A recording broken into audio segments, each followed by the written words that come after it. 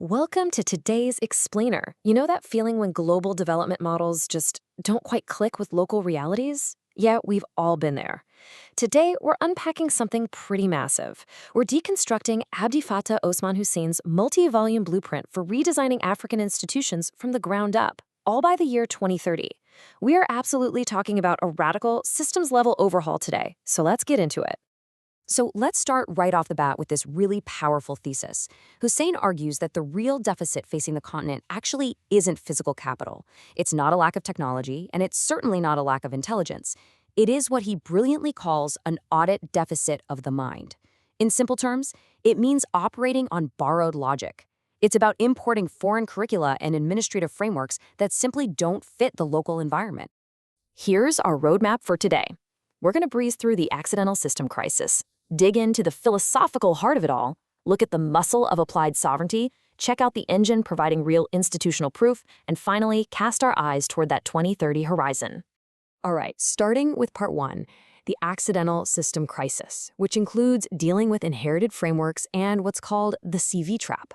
Think about this for a second. What actually happens when you try to run modern governance and classrooms on administrative hardware that was designed for a totally different era with fundamentally opposing goals?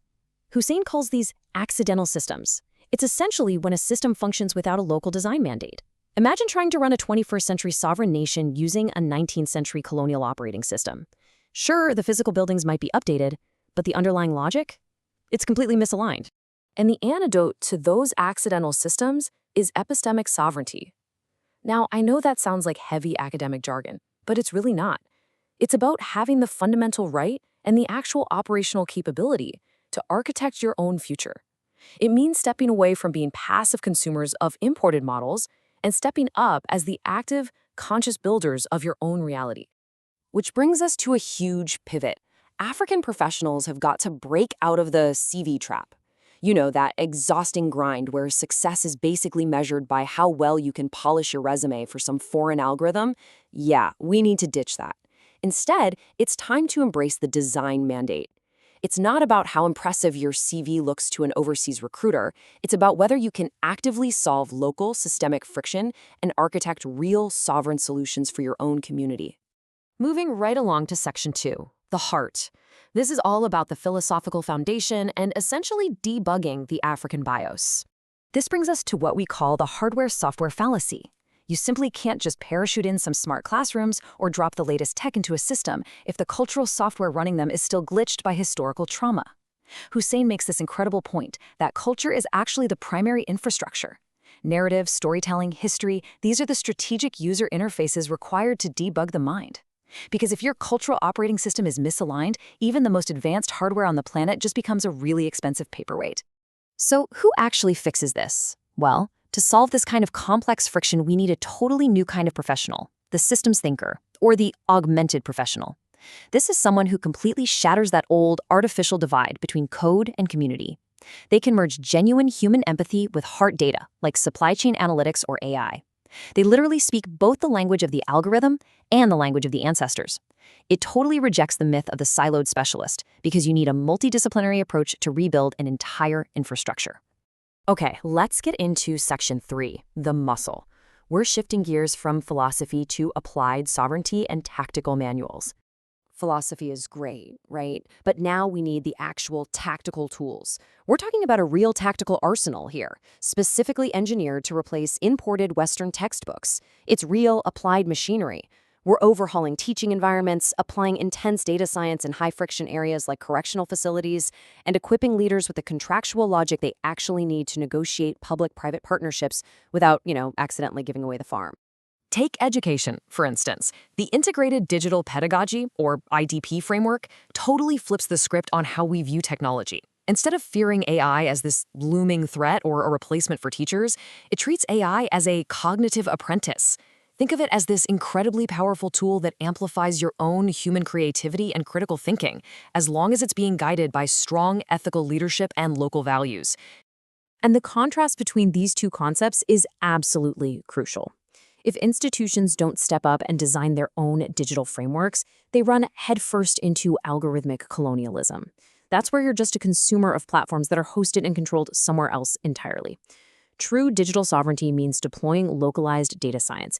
You have to write that ethical code yourself and ensure that your data stays within your own borders to protect national autonomy. Let's move to Section 4, the engine.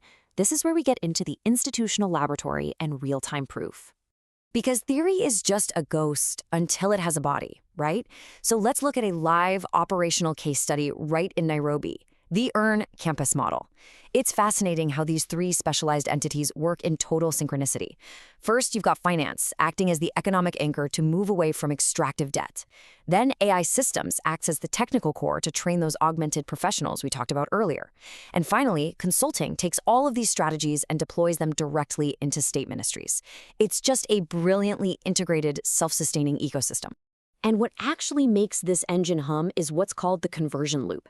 It's a literal step-by-step mechanism showing exactly how intellectual property transforms into a certified, market-ready workforce from the bottom up. Someone engages with the theory, they take a specialized course linked directly to that knowledge, and boom, they emerge as a certified professional ready to create actual economic impact. It bridges that skills gap in real time. Finally, we arrive at Section 5, the 2030 horizon, where we talk about scaling this sovereign standard.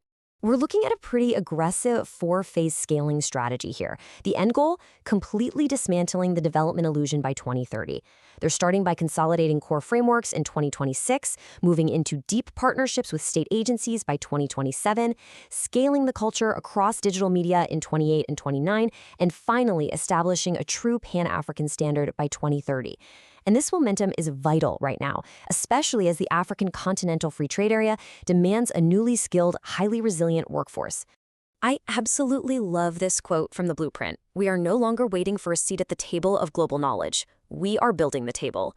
Man, that is powerful.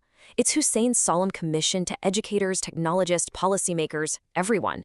It's a demand to stop adapting to broken, inherited systems and start building independent ones from scratch. It's an open invitation to become the architect of your own knowledge ecosystem. So, I want to leave you with this to chew on as we wrap up. Will you simply adopt to inherited systems, or will you step up and design the future? As you head back to your day, take a hard look at the invisible architecture of your own institutions, your offices, your classrooms. Are you operating on borrowed logic, or are you ready to embrace the design mandate? Thanks so much for exploring this blueprint with me today. Keep questioning those systems and keep learning.